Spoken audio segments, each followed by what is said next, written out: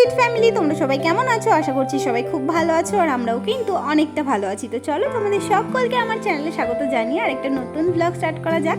তো আগের ব্লগে তোমাদের সঙ্গে শেয়ার করেছিলাম যে রিমাংশিতার সঙ্গে আমি আর মাম্মাম বাড়িতে ঘুরতে এসেছিলাম, আর আজকে কিন্তু আমাদের চলে যাওয়ার পালা।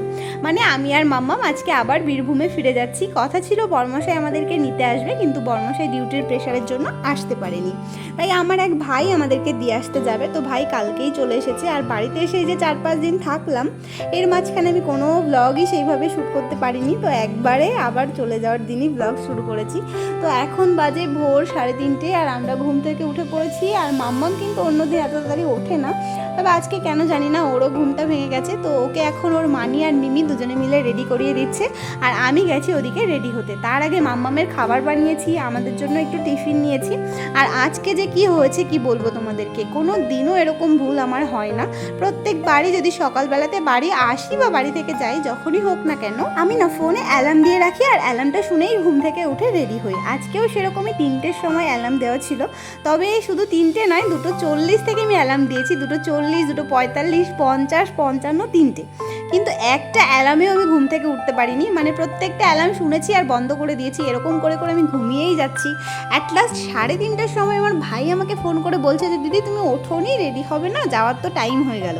ব্যাস উঠে আমি যখন টাইমটা দেখলাম ফোনে যে 3:30 বাজে, আমার তো পুরো মাথায় হাত যে আমি এখন এত তাড়াতাড়ি কী করে রেডি হব, যেখানে আমার 3টের সময় ওঠার কথা ছিল। 3:50 আমাদের বাড়ি থেকে বেরোতে হবে। তো 20 মিনিট টাইম আমার হাতে, 20 মিনিটে আমি কী করে মাম্মামের খাবার বানাবো, কী করে নিজেরা স্নান করব, রেডি হব, কিছুই বুঝে উঠতে পারছিলাম না। তো ভীষণ তাড়াহুড়ো করে রিমাংশিতা মাম্মামকে রেডি করিয়ে দিল। যেহেতু ব্যাগগুলো গোছানো ছিল সেটুকুই আর কি রক্ষা।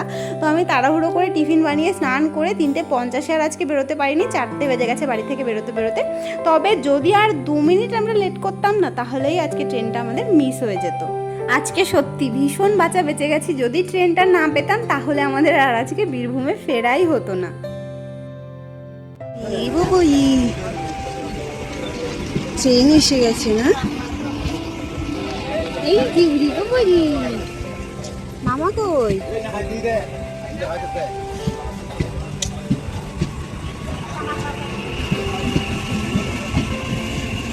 কই মামা আসছে না তো।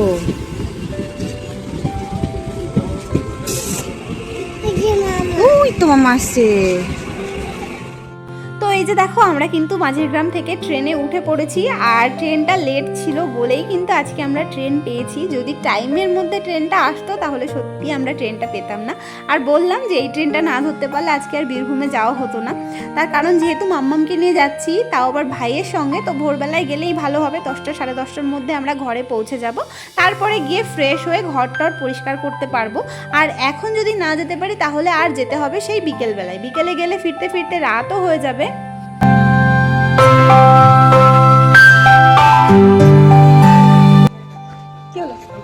তো ফাইনালি আমরা এখন ট্রেন থেকে নেমে পড়েছি। ঘুম পাচ্ছে মাম্মা, পুরো ব্যান্ডেল থেকে ঘুমাতে ঘুমাতে এসছে, তাও এখনো ঘুম কমপ্লিট হয়নি। ঘুম কমপ্লিট হয়নি, ব্যান্ডেল থেকে ভুল না, রানাঘাট থেকে ঘুমাচ্ছে ও। মাঝে শুধু একবার উঠেছিল। কি মা ঘুমোবা?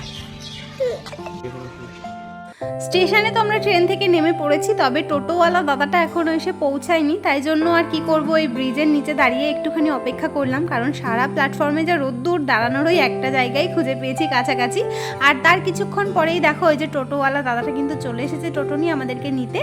আর আমরা কিন্তু টোটোতে উঠে বাড়িতে যাওয়ার উদ্দেশ্যে রওনাও দিয়ে দিয়েছি। তবে এখন ঘরে গিয়ে হয়তো বর্মশাইয়ের সঙ্গে দেখা হবে না, কারণ ও গেছে ডিউটিতে। আর ডিউটি যাওয়ার সময় ঘরের চাবিটা ঠাকুমার কাছে রেখে গেছে। মানে আমরা যে বাড়িতে থাকি ওখানেই একটা ঠাকুমা থাকে, তো ওই ঠাকুমার কাছে চাবিটা দিয়ে গেছিল। চাবিটা নিয়ে আমি ঘর খুললাম, ঘরে ঢুকলাম।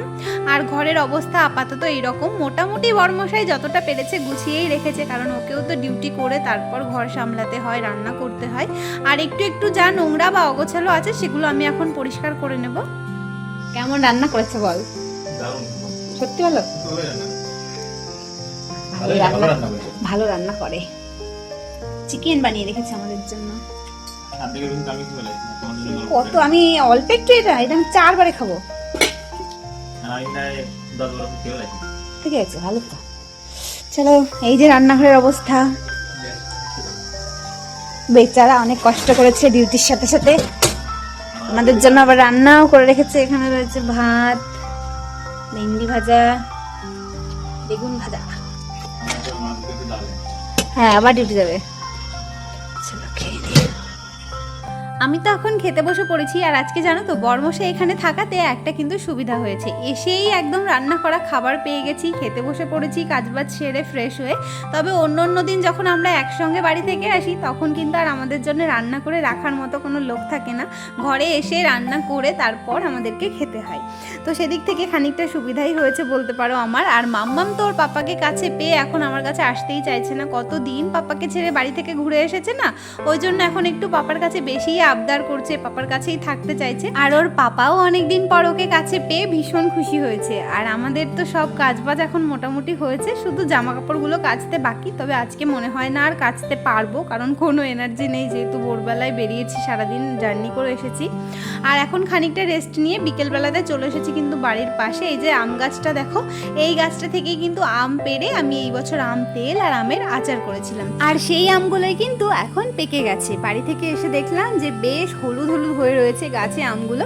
আর বরমশাই আমাদেরকে বললো যে আমগুলো পারবে, তো ওই জন্য আমরা সবাই মিলে এসেছি। আম খেতে তো ভীষণ ভালোবাসি, তার থেকে বেশি আম কুড়াতে, আম পাড়তে অনেক বেশি ভালো লাগে।